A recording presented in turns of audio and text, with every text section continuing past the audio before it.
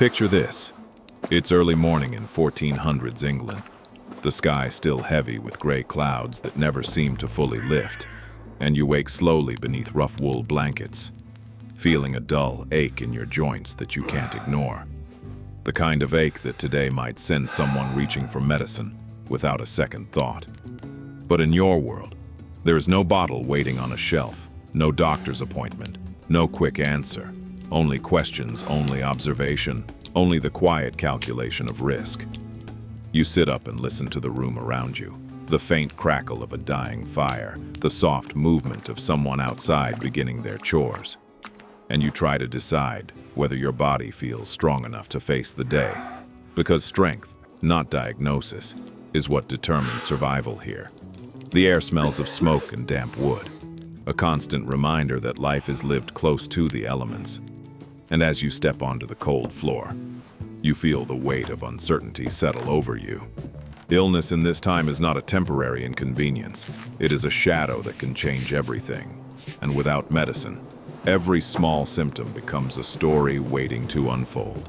Breakfast is simple, a piece of coarse bread, perhaps a thin broth warmed slowly over the fire, chosen carefully because people believe food shapes the body's balance. And you remember how elders talk about avoiding certain meals when feeling weak, how warm liquids seem safer than heavy meats, how moderation becomes a silent rule passed through generations. Outside, the village is already alive with movement, animals fed, carts rolling across uneven ground, voices low but steady, and you notice how everyone watches each other more than they admit. Subtle glances exchanged when someone coughs too long or walks with unusual fatigue. Because observation is the closest thing anyone has to protection. Without medicine, the day unfolds like a series of careful decisions. You pace your work, avoiding sudden bursts of effort that might drain your strength, pausing often to catch your breath, aware that exhaustion feels dangerous in a way modern people rarely consider. The absence of cures turns ordinary routines into acts of strategy, and even clothing becomes part of survival. Layers adjusted constantly to avoid sweating too much or feeling too cold, because imbalance is feared almost as much as sickness itself. As the sun climbs higher, the market grows busier, filled with smells of herbs, spices, and freshly baked bread. And you overhear conversations about remedies that might help someone's fever or calm another person's pain. Stories traveling faster than certainty, shaping choices even when no one truly understands why something works or fails. Travelers bring rumors from distant towns, tales of healers mixing plants into strange brews or monks offering prayers over the ill, and people listen carefully, not searching for miracles, but for any small advantage that might make tomorrow safer than today. Midday arrives with the hard labor of fields and workshops, and injuries are almost inevitable. A slip of a blade, a burn from hot metal, a splinter buried deep in skin.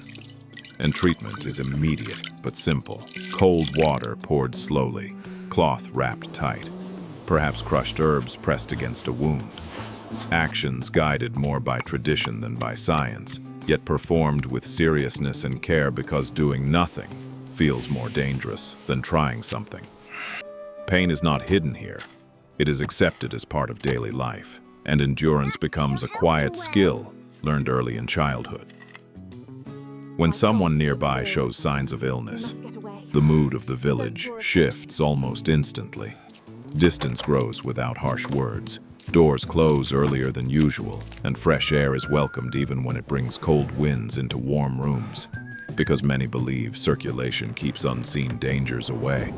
Smoke from hearth fires fills spaces intentionally, drifting through rafters and doorways, thought to cleanse the air despite the sting it brings to tired eyes. And you realize how much of survival depends on patterns people believe they have noticed, small observations repeated until they feel like truth.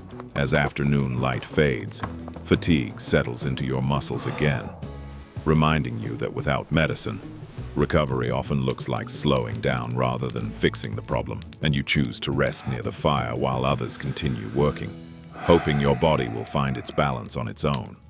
Conversations turn quieter in the evening, voices reflecting both hope and caution, because every family has seen how quickly health can change, how one strong day can be followed by unexpected weakness, and stories of loss linger just beneath the surface of daily life. Night approaches with a deeper chill, and the village becomes a constellation of small fires glowing against the darkness, smoke rising into a sky filled with distant stars, and you sit silently watching the flames, thinking about how survival here is less about defeating illness and more about managing it, living alongside uncertainty rather than escaping it. Sleep becomes the most trusted remedy of all, a fragile promise that the body might repair itself while the world grows still. And as you lie down, you listen again to your breathing, counting each inhale, searching for signs that tomorrow will feel lighter. Yet despite the absence of medicine, life in 1400s England is not only a story of hardship, it is a story of adaptation shaped by observation, community, and resilience, where people learn to read the smallest signals from their environment and from each other, turning daily habits into quiet shields against danger. Children grow up watching adults adjust routines carefully, learning when to rest, when to work, when to keep distance. And these lessons become instinctive, woven into the rhythm of life long before anyone understands the science behind them. Seasons change slowly but steadily, bringing new challenges and new strategies, and the village evolves through shared memory, building a kind of collective knowledge that guides decisions even in the absence of certainty. You begin to understand that a day without medicine is not empty of care.